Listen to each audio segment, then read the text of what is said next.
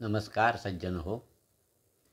मुक्ती कीर्तनमाला डी सातवडेकर या यूट्यूब चॅनलमध्ये आपलं स्वागत. सध्या आपण एका विशेष पुस्तकाचं अभिवाचन ऐकत आहात. प्राध्यापक शरदचंद्र कुलकर्णी यांनी लिहिलेल्या पूर्णत्वाचे प्रवासी या पुस्तकातले काही विशेष लेख आपल्यापर्यंत पोचवण्याचा प्रयत्न करीत आहे. भगवान श्रीकृष्ण यांच्या जीवनावरचे कुलकर्णी साहेबांचे विचार सध्या आपण ऐकत आहोत. आजचा समारोपाचा विषय आहे गुरु माऊली. कृष्णहु वंदे जगद्गुरुम जगद्गुरुम गुरु माऊली.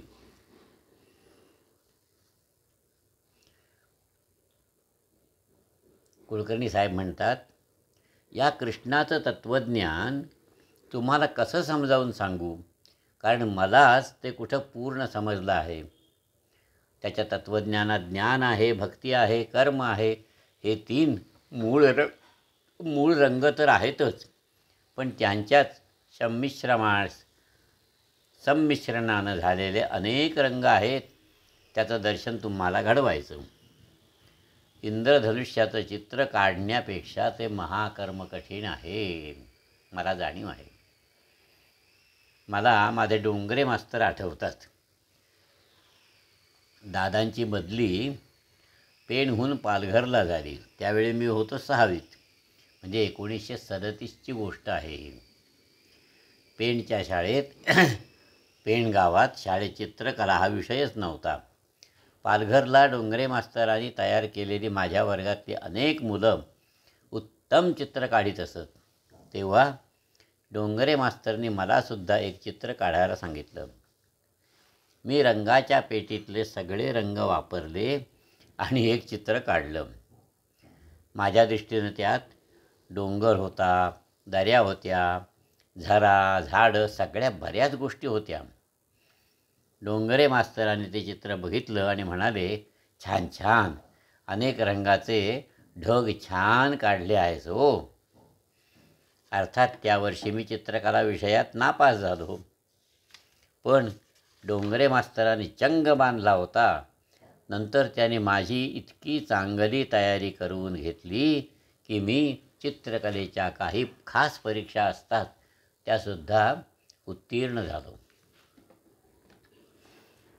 आता तर पंढरपूरच्या वाळवंटात ऐकलेला चोखोबा महाराजांचा तो अभंग मला धीर देतो आहे. बहु भुकेला मी झालो, तुमच्या उष्ट्यासाठी आलो. देवा, मला भूक लागली आहे रे, तुझी उष्टी पत्रावळ मला दे. आणि या भावनेनं अनेक वारकरी त्या चंद्रभागेच्या वाळवंटात भजन करतात. त्या चोखोबासारख्या भक्तांचं काही उष्टेकण माझ्यासुद्धा पदरात पडले आहेत. त्यातलेच मी तुम्हाला काही देण्याचा प्रयत्न करत आहे. मूळ पक्वान्न मात्र श्रीखंड बासुंदीपेक्षा सरस आहे. त्याची प्रतवारी लावणं योग्य नाही, पण पचनाला सोपं पडावं म्हणून विचाराल तर मी म्हणेन, विनोबांची गीताई आणि गीतेवरची प्रवचनं वाचा.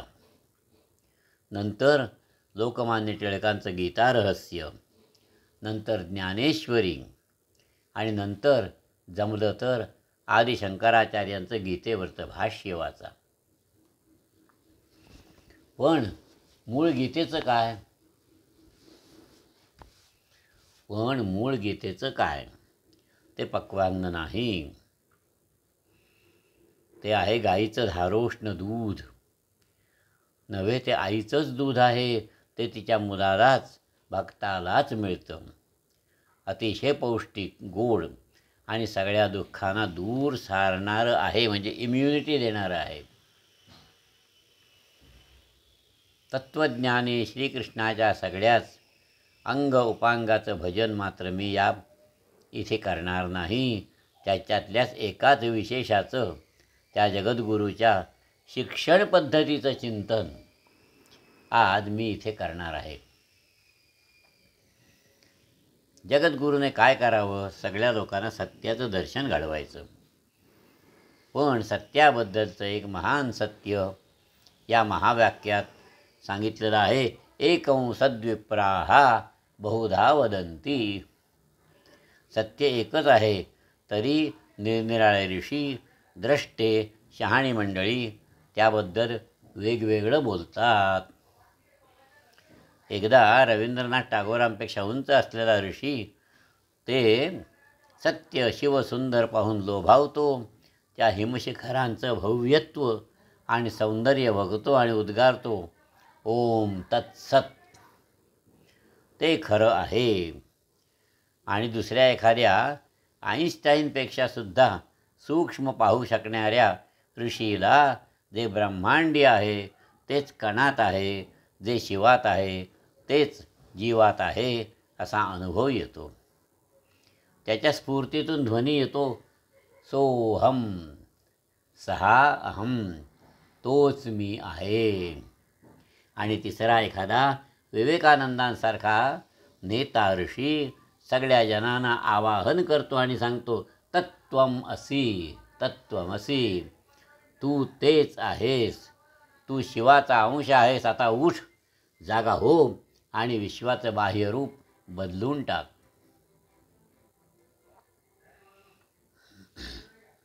हे झालं त्या ऋषींचं त्या पूर्ण सत्याबद्दलचं वेगवेगळं बोलणं. बहुतेक माणसं ज्याला सत्य मानतात ते पूर्ण सत्य नसतंच. ते सत्याचं तोकडं रूप असतं, अपूर्ण दर्शन असतं. त्यांच्या पातळीवरून, भूमिकेवरून त्यांना जे दिसलं तेच ती माणसं सत्य मानतात. पण ते अर्धसत्य असतं किंवा त्याहूनसुद्धा कमी अंश असलेलं आणि म्हणून विपरीत आकाराचं दर्शन असतं, डिस्टॉर्टेड. मी ज्यावेळी national institute of bank management या संस्थेत काम करायला लागलो, म्हणजे 1970मध्ये, त्यावेळी सुषमा लहान होती, 5-6 वर्षांची. सुरुवातीला घर मिळालं नव्हतं, त्यामुळे संस्थेच्या गेस्ट हाऊसमध्येच काही महिने आम्ही राहत होतो. दुपारच्या लंचकरता आजीबरोबर सुषमा संस्थेतच जेवायला येईल आणि मग आम्ही सगळ्या संस्थेचे डायरेक्टर, माझे इतर काही सहकारी जेवायला बसत होतो.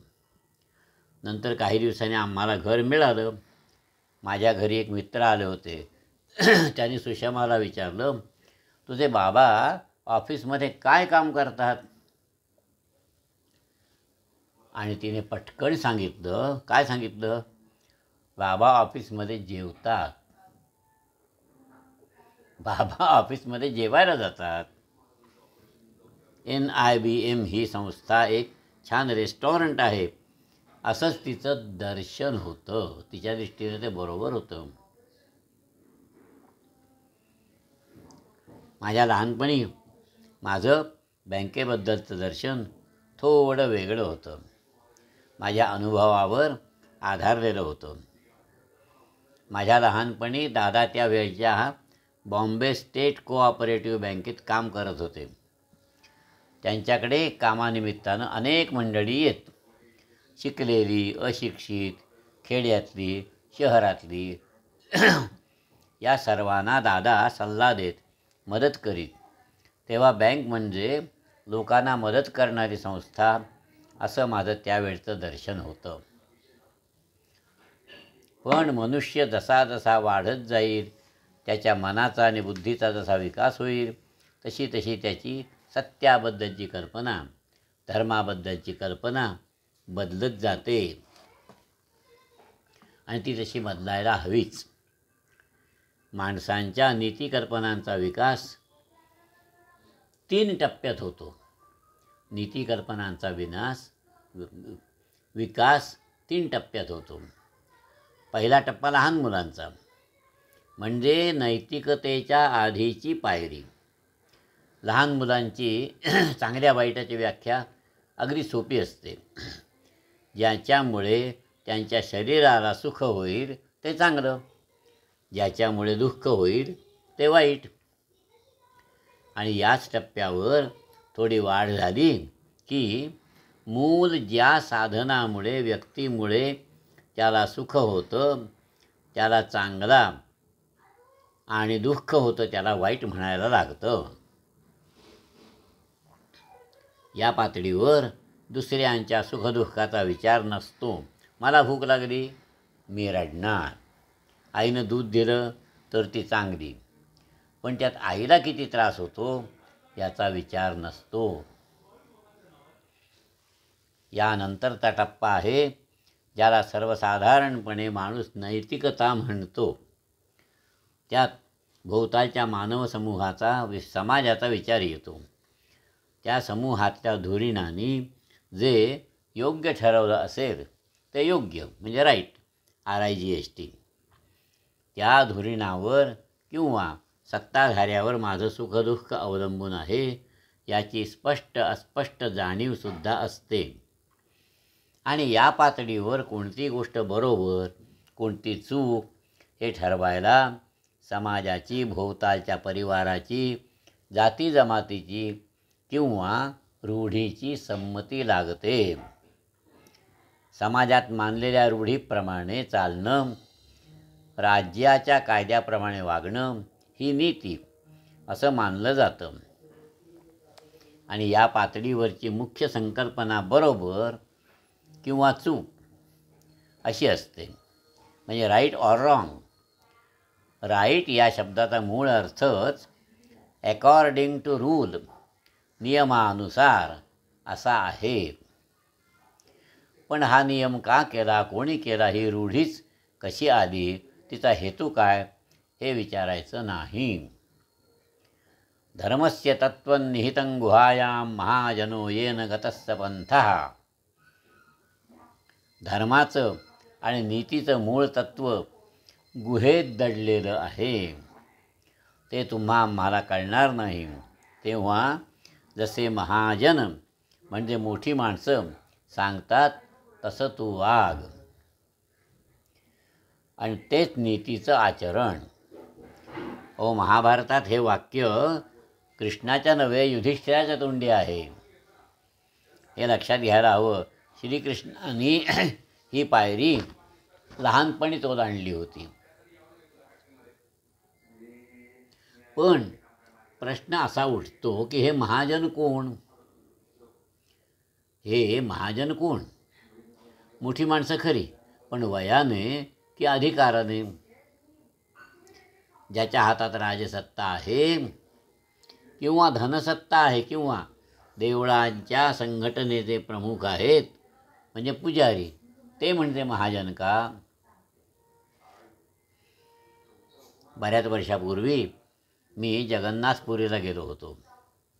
कृष्ण, बलराम, सुभद्रा असे एकत्र असं हे मंदिर आहे. मंदिर भव्य आहे, पुरातन आहे. पुरीचा समुद्रसुद्धा गंभीर आहे, सुंदर आहे. समुद्रात स्नान करून दुपारी देवाचं दर्शन घ्यायला गेलो तर दरवाजा बंद. पुजाऱ्याने सांगितलं देव झोपलेला आहे. थोडा वेळ थांबलो. नंतर कळलं की पुजाऱ्याला पैसे दिले की तो तुम्हाला दुसऱ्या बाजूनं नेऊन देवाचं दर्शन घडवतो. देवाचा प्रसादसुद्धा विकत मिळतो. तुमच्याकडे पैसे नसले तर पंड्याचा मारसुद्धा मिळतो. आता अशा या पंड्याच्या तुरुंगातल्या देवाचं दर्शन घ्यावं का? देवाच्या दर्शनासाठी त्या पंड्याला, त्या महाजनाला लाच द्यावी का? अनेक ठिकाणी देवळांचे महाजन त्या गावचे श्रीमंत जमीनदार असतात. आणि हीच कथा मशिदींची आणि चर्चेसची सुद्धा आहे. मग अशा महाजनांनी सांगितली ती नीती मानायची का? समाजाच्या खरोखर हिताचं काय आहे हे या रूढीने आंधळ्या झालेल्या किंवा धनसत्तेनं, राजसत्तेनं मदोन्मत्त झालेल्या या महाजनांना कळतं का? हे महाजन महामन असतात का? मोठ्या मनाचे असतात का? तीव्र बुद्धीचे असतात का? असे विचार सुरू झाले की मानव नैतिकतेच्या तिसऱ्या टप्प्यावर जातो. मग त्याला वाटतं की नियम पाळण्यापूर्वी तो न्यायाला धरून आहे का हे तपासावं. कायदा पाळण्यापूर्वी तो समाजहिताचा आहे का अभ्यासावं. पण मग न्याय म्हणजे काय? न्याय म्हणजे तरी काय? चांगलं म्हणजे काय? समाजाचं हित कशात आहे याबद्दलचा विचार करायला लागतो. आणि या सगळ्यांची कसोटी कोणती, निकष कोणते? श्रीकृष्णाच्या चरित्रात बघितलं ना तर त्याने महाजनांनी घालून दिलेल्या अनेक रूढी नीती नियम मोडलेले आहेत. त्यांच्या व्याख्येप्रमाणे पाप केलेली आहेत. रूढीप्रमाणे चालत आलेली इंद्रपूजा त्याने बंद केली. स्वतःच्या मामाला मारलं, स्वतःच्या मोठ्या भावाला बलरामाला फसवलं आणि सुभद्रेचा विवाह अर्जुनाशी लावून दिला. युद्धात तर कितीतरी कपटकारस्थानं, म्हणजे द्रोणाला खोटं सांगून मारवण्याची, प्रतिज्ञा मोडून भीष्माला मारायला धावण्याची, अशी कितीतरी कपटकारस्थानं केली. आणि तरीसुद्धा तो नीतीचा उगमच आहे. कारण या महाजन नीतीच्या पार पलीकडे तो गेला होता. त्याने या नीती अनीतीचे काही निकष ठरवले होते. हे निकष नीती तत्वांच्या आणि विश्वाच्या मूळ स्वरूपाबद्दलचं जे तत्त्वज्ञान आहे त्यांच्या मिलनातून निर्माण झालेले होते. ही तत्त्व मंदिराचा बाजार करणाऱ्या महंतांना माहीत नसतात, पण ती संतांनी अनुभवलेली असतात. मोठमोठ्या शृंगारलेल्या व्यासपीठावरून प्रवचन देणाऱ्या पंडितांना जरी उमगलेली नसली तरी ऋषींना त्यांचं दर्शन झालेलं असतं. श्रीकृष्ण हा एक संत आहे, ऋषी आहे. खरं तर तो संतांचा संत आहे आणि या अर्थानं गुरुमाऊली आहे. निरनिराळ्या पातळ्यांवर जगणाऱ्या जनमानसात या तत्त्वांची जी अर्धी मोडकी प्रतिबिंब उमटतात त्यांच्याकडे सुद्धा तो आईच्या मायेनं बघू शकतो. त्याला माहीत आहे की रांगणाऱ्या बाळाला आणि धावणाऱ्या कुमाराला एकच धडा द्यायचा नसतो. ज्याच्या त्याच्या बुद्धीच्या क्षमतेप्रमाणे, मनाच्या क्षमतेप्रमाणे ज्याचं त्याचं लहान मोठं क्षितिज असणार. ज्याच्या त्याच्या कुवतीप्रमाणेच तो त्या क्षितिजाच्या दिशेनं चालणार. ती दिशा मात्र बरोबर हवी. त्यामुळे गीतेत श्रीकृष्णानं बारीक सारीक नियम घालून दिलेच नाहीत. तू 5 वेळा नमाज पढ, 3 वेळा संध्या कर, गंध लाव की अत्तर लाव, हे खा ते खाऊ नकोस, फार काय खोटं बोलू नकोस, चोरी करू नकोस, हे सुद्धा श्रीकृष्ण सांगत बसलेले नाहीत. दैनंदिन व्यवहाराचा एकही नियम कृष्णानं घालून दिलेला नाही. कारण हे नियम बदलणारच आहेत. रांगणाऱ्या बाळाचे नियम, धावणाऱ्या कुमाराचे नियम आणि काठी टेकी चालणाऱ्या वृद्धाचे नियम सारखे कसे असतील? त्याने लोकांना सांगून टाकलं, तुम्ही तुमच्या स्वधर्माप्रमाणे वागा, तुमच्या गतीनं वागा, तुमच्या पद्धतीनं, तुमच्या स्वभावाप्रमाणे वागा. प्रत्येकाला त्याच्या धर्माप्रमाणे वागू दे. आता प्रश्न असा आहे, धर्म म्हणजे काय? मोठा प्रश्न आहे. धर्म म्हणजे तरी काय? कारण कृष्णाच्या वेळी हिंदू धर्म नव्हता, मुसलमान धर्म नव्हता, ख्रिश्चन धर्म नव्हता, भानगडीच नव्हत्या. मग माझा स्वधर्म कोणता? माझा स्वधर्म कोणता? माझ्या बापाचा धर्म तो माझा धर्म काय? नाही. बापाचा धर्मसुद्धा परधर्म. धर्म शब्दाची ही एक छोटीशी सोपी व्याख्या आहे. महाभारतकार व्यास महर्षींनीच केलेली आहे. धारणा धर्ममित्याहुः. ज्याच्यामुळे तुझी धारणा होते, वाढ होते, विकास होतो, तो तुझा धर्म. आणि हेच दुसऱ्या एका वाक्यानं आणखी स्पष्ट केलं आहे. यतो अभ्युदय निःश्रेय ससिद्धी सहा धर्म. ज्याच्यामुळे तुझा अभ्युदय होईल, ज्याच्यामुळे तुझं खरोखरीच हित साधेल, तो तुझा धर्म. पण स्वधर्म म्हणजे देहाला, मनाला, बुद्धीला जडलेल्या सवयी का? लहानपणी मी 16-16 तास झोप काढत असे, म्हणून आता मोठेपणीसुद्धा तो माझा धर्म आहे का? लहानपणी मुलाला आईच्या मांडीवर झोपायला आवडतं, पण उत्तर वयात त्यालाच आईला मांडी द्यावी लागते. कित्येक वेळा बुद्धीला जडलेल्या सवयी, विचारांची पद्धतसुद्धा बदलावी लागते. अनेक वेळा आपण एखादी गोष्ट करत नाही याचं कारण तो आपला स्वभाव नाही किंवा ती आपली क्षमता नाही असं नसतं, तर आपल्या आळसावर, आपल्या निष्क्रियतेवर घातलेलं पांघरूण असतं. जसं जसे आयुष्यात आपण मोठे होत जातो, तसं तसे नवीन आश्रमधर्म आपल्याला पाळायचे असतात. लहान वयात विद्यार्थी धर्म पाळायचा, मोठेपणी लग्नानंतर आईबापांची भूमिका करायची आणि वेळप्रसंगी अनासक्त वृत्तीनं नेतेपणासुद्धा पत्करायचा. आजच्या समाजशास्त्रातली भूमिका ही संकल्पना रोल, आश्रमधर्म, पितृधर्म वगैरे शब्दातल्या धर्म या संकल्पनेशी जुळणारी आहे. हे आणि अशात अनेक भूमिका खेळत खेळत धर्माचं पालन करीत ती ब्राह्मी स्थिती म्हणजे काय? विश्वात्मभाव. ती सगळ्या समाजाची समरसता साधायची. विश्वात्मभाव म्हणजे काय? साऱ्या समाजाशी समरसता. गीतेत एक छान श्लोक आहे 7व्या अध्यायात.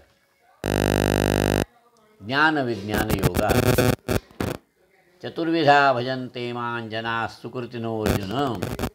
आर्तो जिज्ञासुरर्थार्थी ज्ञानी च भरतर्षभ. पूर्वीच्या भाष्यकारांनी याचा अर्थ असा सांगितला आहे, हे अर्जुना, भरतश्रेष्ठा, पुण्यकर्म करणारे असे आर्त, जिज्ञासू, अर्थार्थी आणि ज्ञानी असे 4 प्रकारचे भक्त मला भजत असतात.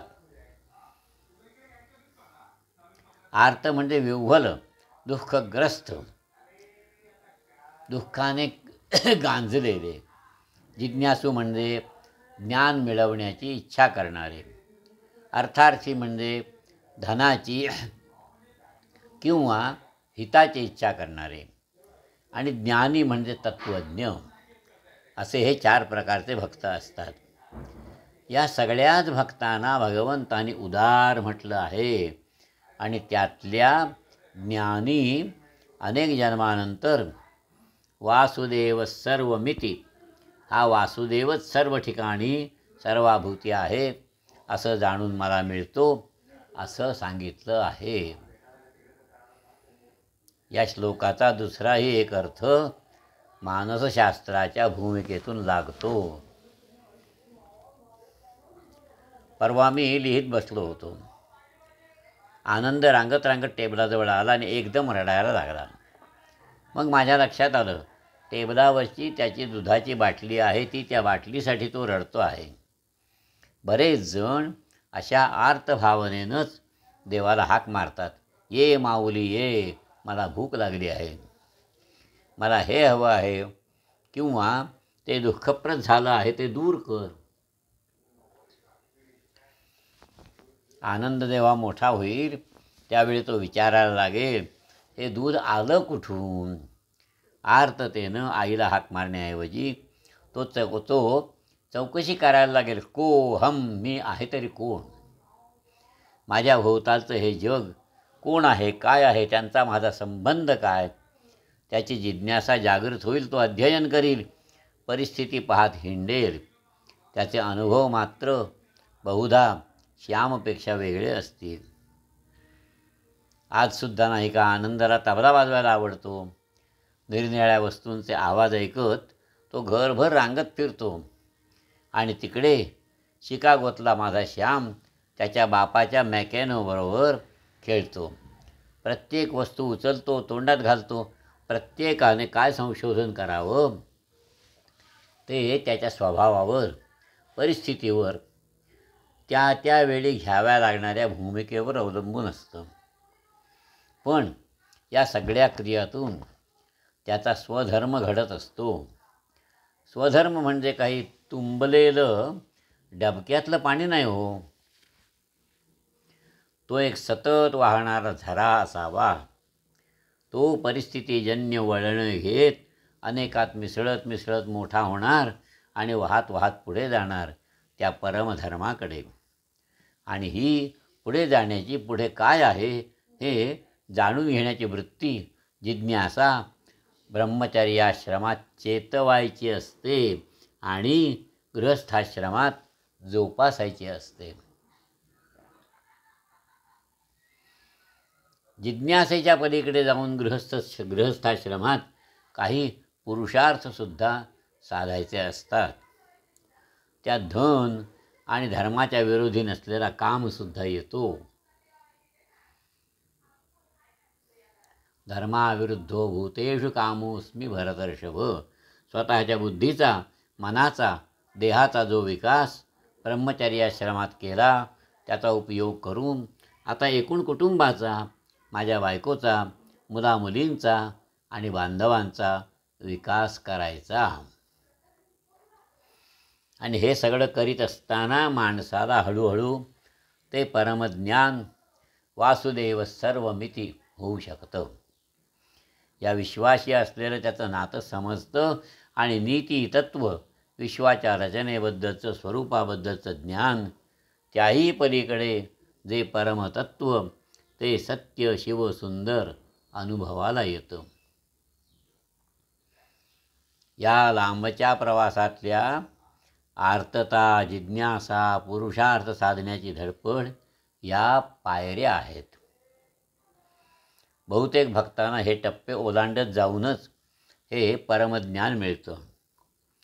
स्वार्थ आणि परार्थ म्हणजे स्वतःचं हित आणि दुसऱ्याचं हित, याच्या पलीकडचा जो परमार्थ, परम अर्थ, तो सर्वोदय दिसायला लागतो.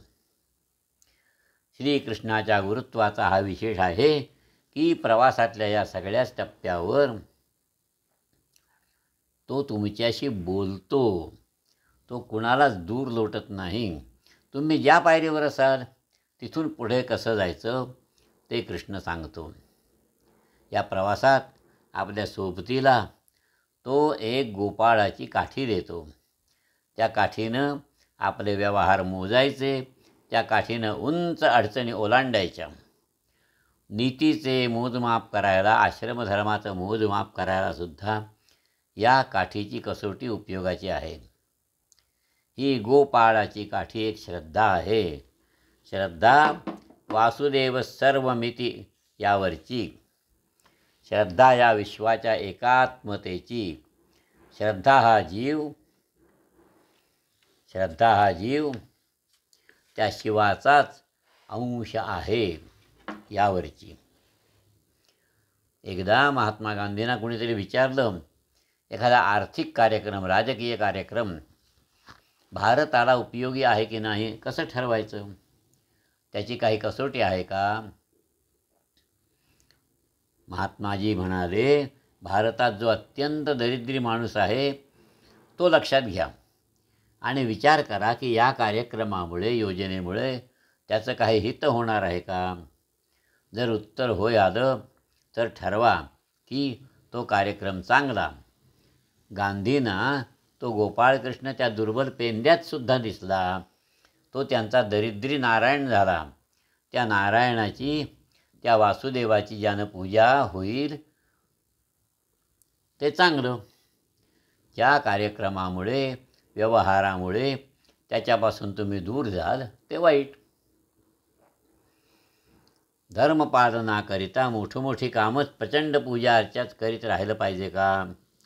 मोठमोठे यज्ञ करायला हवेत का? मोठमोठी मंदिरं बांधायला हवीत का? त्या गुरुमाऊलीनं आपल्या शिष्यानं सांगून टाकलं, नाही नाही, माझी पूजा करायला पत्रम पुष्पम फलं तोयम काहीही चालेल. कोणतंही पान, फूल, फळ, पाणी भावनेत भिजवून तू मला अर्पण कर. सगळी लहान मोठी कर्म कृष्णार्पणमस्तू असं म्हणत त्याला अर्पण केली की हळूहळू आपण त्या वासुदेवातच सामावले जातो. हे श्रीकृष्णार्पणमस्तू म्हणत असताना आपण निर्भय बनतो. त्या कर्माचं काही का फळ असेना, बरं वाईट हे सगळंच त्याला वाहिलं आहे. मग पराभवाचं दुःख कशाला? पराजयाची भीतीच नाहीशी झाली की मग एखादा तरुण शिवाजीसुद्धा हे तो श्रींची इच्छा म्हणत मोंगलांच्या प्रचंड सैन्यावर तुटून पडू शकतो. किंवा एखादा दंगा फकीर सूर्य ज्यांच्या साम्राज्यावर मावळत नाही अशा ब्रिटिशांच्या पंतप्रधानाला आव्हान देऊ शकतो. गीतेच्या 16व्या अध्यायात दैवी गुणांची यादी दिली आहे. तिची सुरुवात होते निर्भयता या गुणामुळे. निर्भयता या गुणाने अभयं सत्वसंशुद्धीर, आणि शेवटचा गुण आहे नम्रता. पण शेवटचा म्हणून कमी महत्त्वाचा नव्हे. प्रभूंनी अनेक ठिकाणी अहमन्यता नसावी असं सांगितलं आहे. छोटी मोठी कुठलीही भूमिका करताना, धर्म पाळताना ही नम्रता आवश्यक आहे. अहमन्यतेमुळे मीच मोठा, मीच बरोबर, मीच निर्णय घेणारा या मीपणामुळे माणसं एकमेकांना दुरावतात. नम्रतेनं चांडाळातसुद्धा वासुदेव बघा आणि त्यालासुद्धा वंदन करा. विश्वात्मभावाच्या आधारानं विकासाच्या पायऱ्या हळूहळू चढत असताना काही पथ्य पाळायला हवीत. एकाच शब्दात ही सगळी पथ्य सांगायची तर तो शब्द आहे संयम. श्रीकृष्णाच्या तत्त्वज्ञानाप्रमाणे कोणतीच वस्तू पूर्ण वाईट नाहीच, कोणतीच उर्मी मुळापासून टाकाऊ नाहीच.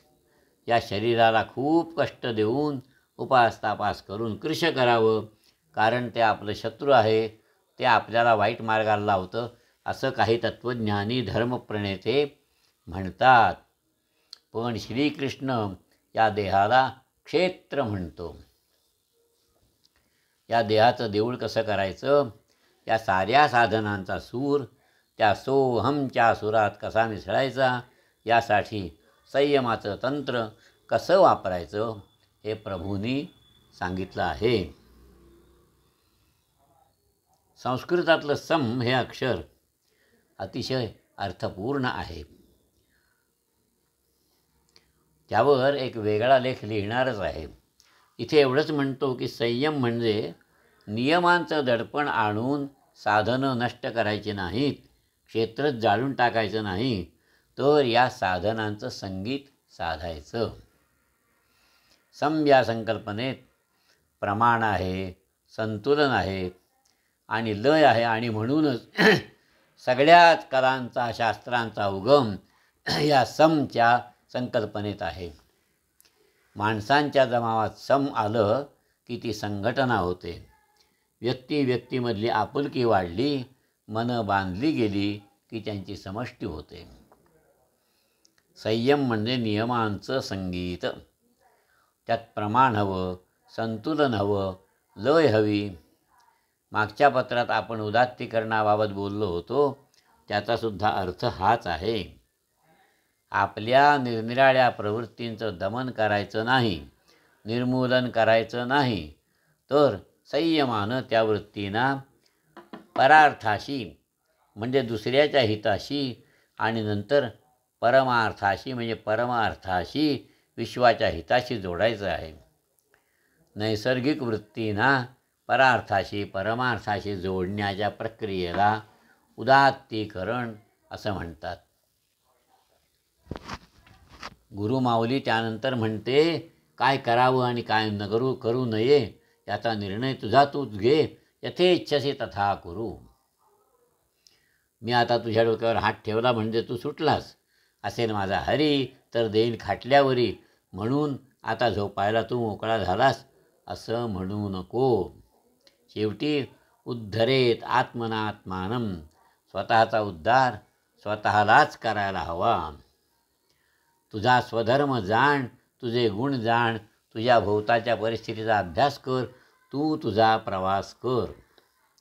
या प्रवासात तुझ्या गतीनेच तू पुढे चल. ज्ञानदेवांसारखे लहानपणीच तुला ज्ञान होणार नसेल म्हणून गडबडू नको, निराश होऊ नको.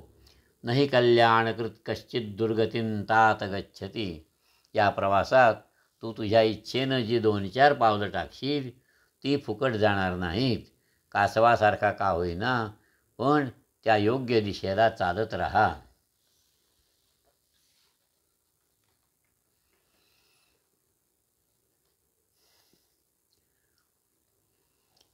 अभ्यासे लाभते ज्ञान, पुढे तन्मयता घडे. मग पूर्ण फलत्याग, शीघ्र जी शांती देतसे. हा विनोबांचा श्लोक आहे गीताईमधला 12व्या अध्यायातला. तुमच्या प्रवासाला कोणत्याही पातळीवर सुरुवात होऊ दे, सुरुवातीला तुम्हाला एकही चित्र काढता येणार नाही म्हणून निराश होऊ नका. अभ्यास करीत राहा. हळूहळू भावनासुद्धा त्या प्रयत्नात मिसळा. त्या महान चित्रकाराचं आणि तुमचं नातं आहेच, ते तुम्हाला ओळखता येईल. श्रीकृष्ण हा महान चित्रकार आहे, जगद्गुरू अशासाठी मानला पाहिजे की त्याने फक्त उपदेश केला नाही, तो स्वतःच तत्त्वज्ञान जगला. स्वतःच्या आचरणानं ते तत्त्वज्ञान त्याने सिद्ध केलं. ते जगता येतं असं दाखवलं. सगळ्या तऱ्हेच्या भूमिका, गायी वळवणाऱ्या गुराख्यापासून द्वारकेच्या अनभिषिक्त राजापर्यंत, कंसचाणूरांना खाली खेचून मारणाऱ्यापासून महाभारत युद्धात हातात शस्त्र न घेता सारथ्याचं काम करणाऱ्यापर्यंत अनेक भूमिका कृष्णाने केल्या. गोकुळातल्या गोपीनाथ नव्हे तर कालयवनाच्या कैदेतल्या स्त्रियांना सुद्धा त्याने निर्भयता शिकवली. तर उत्तंकासारख्या अनेक ब्राह्मणांना कृष्णाने नम्रता शिकवली. तो रुक्मिणीचा पती होता, राधेचा सखा होता, द्रौपदीचा भाऊ होता, कुंतीचा भाचा होता, कुब्जेचा सुद्धा स्वामी होता. होय, तो बलरामाचा धाकटा भाऊ होता आणि अर्जुनाचा मोठा भाऊ होता. वसुदेवाचा, नंदाचा तो पुत्र होता. देवकीचा आणि यशोदेचा परमानंद होता. सांदीपनींचा उत्तम शिष्य होता. सुदानाचा मित्र होता आणि अनिरुद्धाचाच नव्हे तर अनेकांचा तो पितामह होता, म्हणजे आजोबा होता. अशी कोणतीच भूमिका नाही की ती ज्याने कौशल्याने पार पाडली नाही. आता काही लोक असं म्हणतात, कृष्णाला शेवटी अपयशच पाहावं लागलं ना. त्याच्या डोळ्यासमोर सगळे यादववीर दारू पिऊन भांडत एकमेकांना मारतच मेले ना.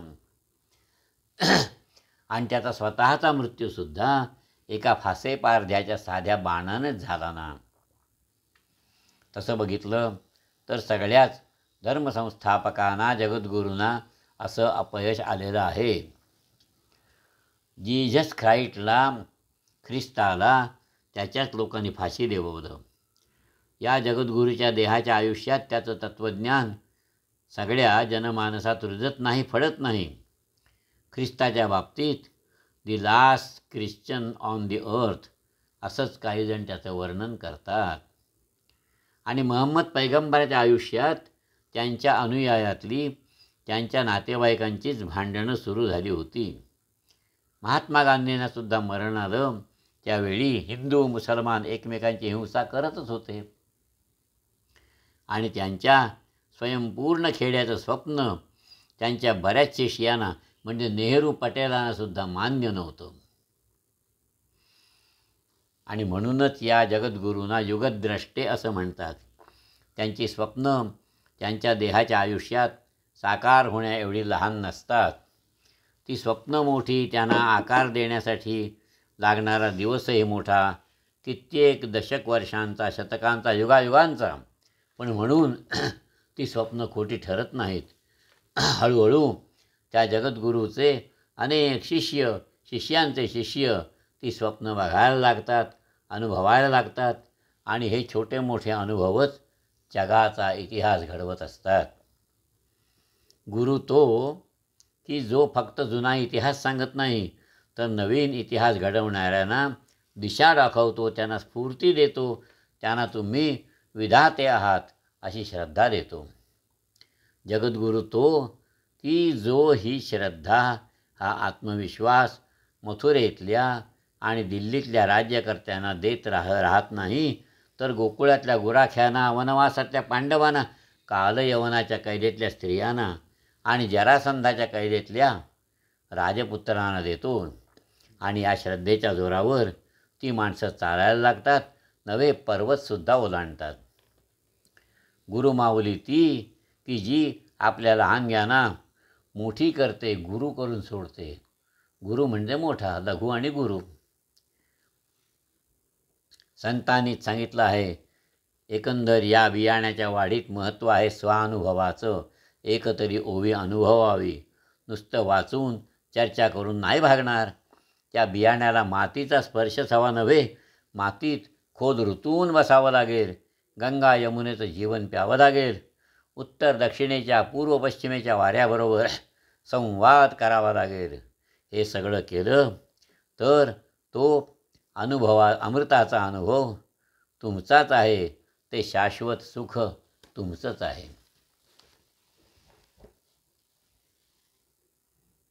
किती विचार करण्यासारखे विचार आहेत. कुलकर्णी साहेबांचे आभार मानावे तेवढे थोडेच.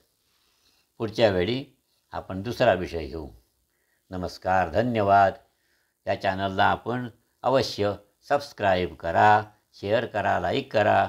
कॉमेंट बॉक्समध्ये आपले अभिप्राय अवश्य कळवा. धन्यवाद.